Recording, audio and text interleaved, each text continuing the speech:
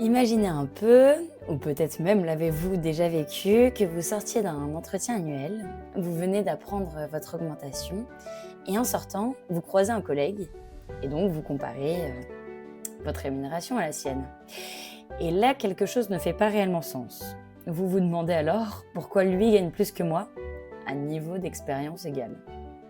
Bonjour à toutes et à tous, et bienvenue dans On le dit ou pas, le podcast qui transforme le vécu en changement.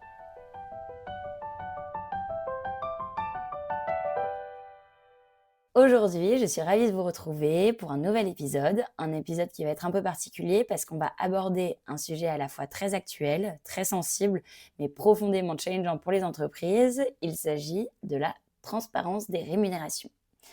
Alors, peut-être que vous en avez déjà entendu parler à travers les médias, en entreprise ou même dans vos discussions entre collègues. Peut-être que vous vous demandez en ce moment même, mais qu'est-ce que la transparence des rémunérations? Eh bien, aujourd'hui, on va aller au fond des choses parce que derrière cette question simple se cache en réalité un bouleversement majeur des politiques RH, du management et même de notre rapport au travail. La vraie question que je vous propose d'explorer aujourd'hui, c'est la suivante. La transparence salariale est-elle un véritable outil de transformation des organisations ou simplement un indicateur mis en place par l'Union européenne pour donner l'illusion d'agir sur les inégalités? Si j'ai décidé d'aborder le sujet avec vous aujourd'hui, c'est parce que j'ai eu l'occasion d'avoir plusieurs échanges avec mon entourage, à savoir des managers, des RH, des salariés, des dirigeants sur cette directive. Et beaucoup m'ont fait le retour qu'ils avaient l'impression que l'Union européenne se dédouanait de toute responsabilité vis-à-vis des inégalités en Europe. Et donc, c'était une sorte d'illusion qui laissait penser qu'elle s'attardait dessus sans réellement agir et sans réellement mettre de sanctions derrière. C'est par exemple ce qui a été beaucoup ressenti avec la mise en place de la CSRD.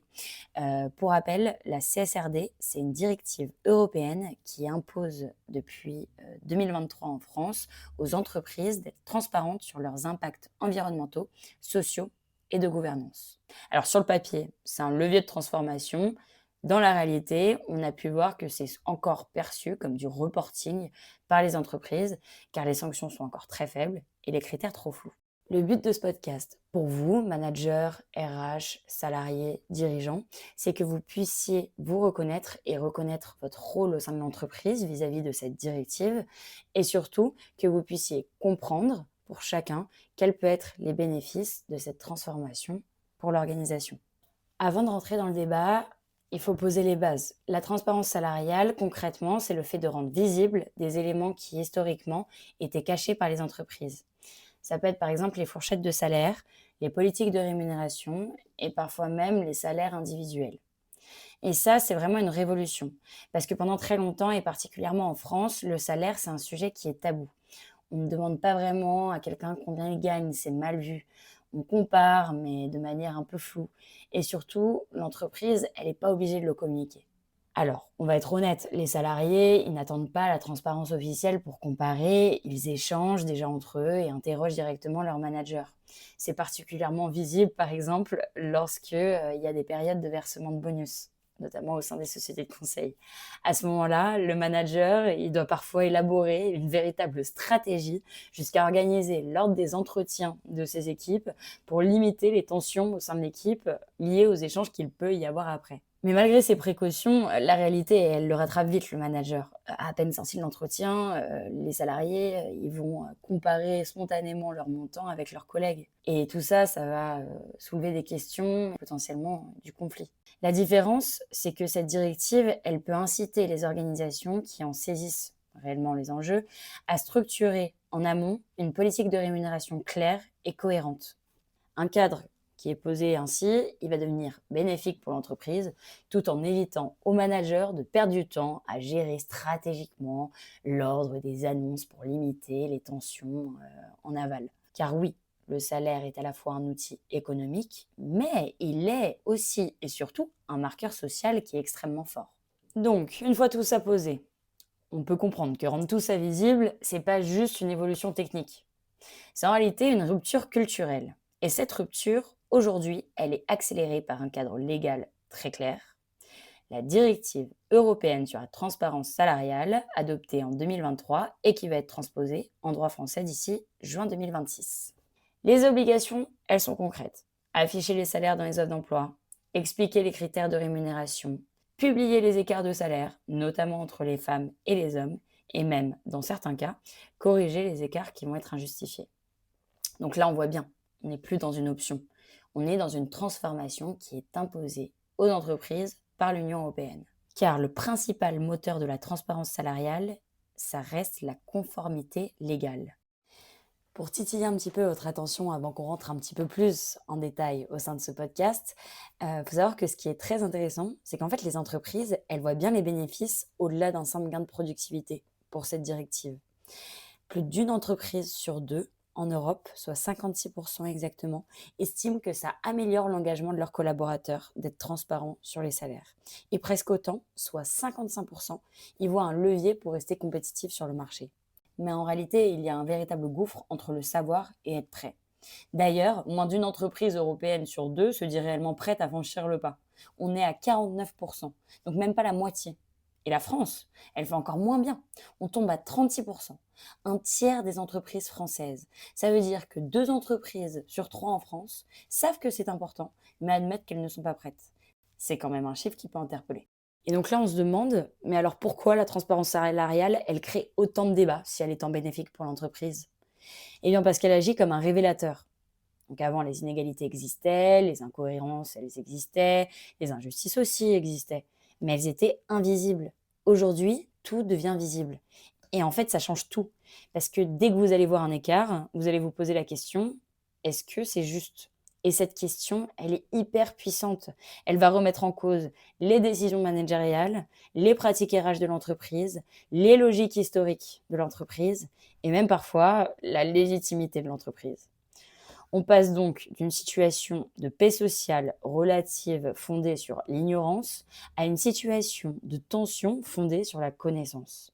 Et ça, c'est le premier grand paradoxe de la transparence. La transparence, elle peut créer du conflit. Et donc on en vient aux limites de cette directive. Il y a plusieurs problèmes qui sont soulevés par les dirigeants et les managers réticents à cette directive. Le premier problème, c'est que les sanctions, elles sont encore limitées. Même si la directive, elle prévoit des obligations, les sanctions, elles restent encore assez floues et souvent peu dissuasives. Donc certaines entreprises, elles peuvent se contenter, et elles auraient tout intérêt à le faire, de faire le minimum, de publier des données sans transformer réellement leurs pratiques. Le deuxième problème, c'est ce que j'appelle le risque de transparence cosmétique. C'est-à-dire que les entreprises peuvent afficher des fourchettes qui sont très larges, les communiquer sans réellement changer et surtout justifier sans les corriger. En fait, donner l'impression d'agir sans agir vraiment. Le troisième problème, c'est l'impossibilité d'objectiver totalement le travail. En fait, tout ne peut pas être mesuré par l'entreprise. Par exemple, l'engagement. Vous, salariés, vous êtes très engagés dans votre travail, vous êtes très engagés dans l'entreprise, dans les événements, vous êtes réellement passionnés, vous allez vous investir. Et ça, l'entreprise, c'est difficile pour elle de quantifier et de pouvoir valoriser ça en matière de rémunération. Il y a aussi la coopération. Si vous êtes quelqu'un qui coopère beaucoup avec les équipes, qui crée un vrai climat social positif au sein de votre équipe, c'est difficile pour l'entreprise de le voir et de le valoriser. Il y a aussi les soft skills. Admettez que vous êtes, par exemple, quelqu'un qui est extrêmement sociable, leader des équipes, leader de l'innovation.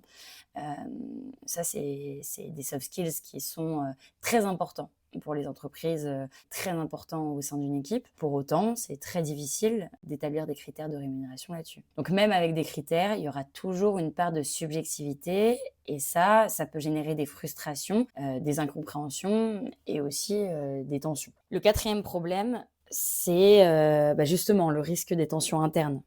Parce que la transparence, c'est aussi des comparaisons permanentes entre les salariés, des potentielles jalousies et surtout des revendications. Et si le système il est pas solide, ça peut complètement détériorer le climat social. Maintenant que nous avons passé en revue un grand panel des limites de cette directive européenne, il va être important de comprendre en quoi cette transparence, elle peut entraîner une potentielle transformation d'entreprise.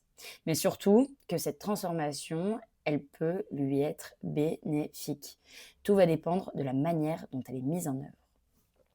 La première transformation, c'est qu'elle va structurer considérablement les politiques RH. On ne va plus justifier après coup, comme peut le faire un manager quand il annonce ses augmentations. On définit en amont des critères clairs et des critères surtout cohérents. Ça peut être l'expérience, les compétences, les responsabilités, la performance, contribution collective, les complexités des missions. Ces critères, ça va être primordial pour l'entreprise de bien les définir en fonction de ceux qui peuvent être le plus bénéfiques pour cette dernière. Par exemple, ça peut être la valorisation financière de l'expérience, des compétences, des responsabilités, pourquoi pas de la performance, de la contribution collective ou même de la complexité des missions.